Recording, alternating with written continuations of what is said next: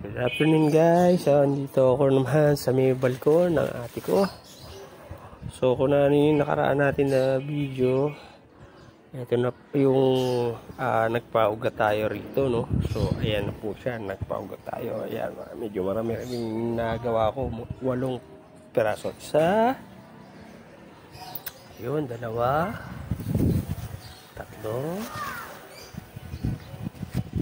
5, 6, 7, asan pa? Ayun pa, 1, 8. So itong isa, tamang-tama yan, ma-harvest pa natin itong bunga na to bago natin siya siguro ma-harvest din yung pinakapuno para itanim. Ito ginawa ko, pinagpuputulan ko na yung dulo para pagka magsanga ng magsanga. Ayan, tanggalin natin yan. So kung nakita nyo, puro yung halos pinaugatan ko, puro igdadalawang sanga siya. Yung pagkagaling sa pinakapuno. Ayan o, nakita nyo po, dalawa-dalawa para in case. So kaya ako ganyan ginawa natin. Ito halos 2 rin, isang maliit pa lang. Actually, tatlo rin siya kasi 2 na rin po yung sanga rito. May bungo siya ng 2 sa puno. Yun, ganun din. 2. Ito, kung nakikita nyo itong iba rito, no guys. Ayan, yung may mga dulo na yan. Ayan yung iba sa mga napagpaugatan na natin. Kung yung meron ako mga previous na mga puno doon na available. Kung may gustong bumili, ayun po, mga stable na po yun. Pag pwede nyo i-transplant na lang yun sa mas malaki. So ito by mga sa susunod na araw, ayan, harvestable na po yan. Ayan, malaki. Tapos ito, 2. Yun doon mga alanganin pa. Meron pa rin dito na for harvest na rin. Ayun. Tapos meron pang isa doon sa may banda doon. Taklob lang ng dahon sa baba. Ayun, ayun. Sa may baba. Halos maano na po yan. For harvest na po yan. Mga sinlalaki ng kamao ko. So ayan, ang dami. Ito, ang dami mga bunga. So sunod yan pagka babalutan natin yan. So dapat yan, gusto nyo na mas malaki yung magiging bunga ng katulad yan, diba? 2 lang. Oh, goods na yan, goods. Ito, 3. So either na po tanggalin mo tong nasa gitna. Ito ang palaki mong 2. Ito ganun din. So or either naman dahil 2 sila, gusto mo maging single, tanggalin nyo yung 2 maliit sa magkabilaan, palakihin nyo yung 2 gitna. Alin po sa 2.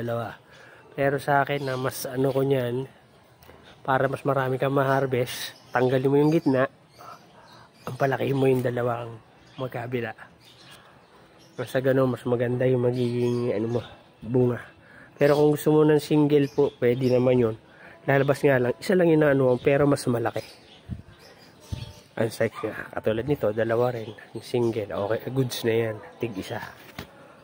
So, ang gagawin mo dyan, puputulin mo rito para hindi na siya aagaw ng nutrients para mas mabigyan ng lumaki itong bunga. So, tsaka isa hong technique niyan para mabilis magbunga yan na kada bawa na-harvestan natin tong katulad nito, na-harvest na natin yung bunga. Kunyari, ito, nagsanga siya, na-harvest natin. Ito, na-harvest na pala itong bunga. Putulin natin siya rito, sa baba. Kung na-harvest na natin itong bunga, tuloy natin siya para magsasanga siya ng panibago rito. Doon sa pagsasanga niya ng bago, magiging karang ganito yan. Ayan, bago ang sanga, magkakaroon ng bagong bunga. At the same time, nako-compress yung puno, bumababa siya, pero yung bunga niya at saka yung sanga padami-dami. Parang yung technique sa pagbobonsai, kung paano pinalagaw, maliit lang siya, pero yung sanga niya gumaganda. Ito naman ganun din, pinapupunggok mo siya para hindi makalaking maigi, pero at the same time namumunga pa rin siya. So ganun po yan. So yun po, ayan ang update natin sa ginawa natin noong nakaraan na nag-ano tayo, paugat.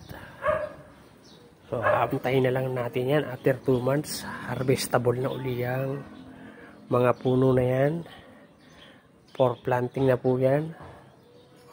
So pagka yan, mag-aabang na tayo ng mga mineral water o yung mga gano'n na lalagyan para pagtaniman natin yan. Or kung wala, pwede yung ganito, may balkon lang yung ano mo na maliit, pwede mo ilagay sa yung malalaking mineral water o ay normal na balde. Doon mo siya itanim para makapagpabunga ka ng bayabas na may ano natin, guapol. Yung guava apple na tinatawag na yung malalaking variety ng mangga, bayabas. So ayan po ang update natin para sa ginawa natin na project sa pagpamarkot natin ng bayabas. So sana po meron kayo natutunan at naano sa ating video. So maraming salamat po sa panonood. Sana po lagi nyo na supportahan Kuya George Clowney FB page ko at Joel Nahil YouTube channel. Lagi po sinasabi, same day ko po yung malos pag nag-upload ako sa YouTube, sa FB po ganun din. So kung di nyo napanood sa FB, pwede po kayo manood sa aking YouTube channel. So hanggang dyan na lang po, maraming salamat at God bless po.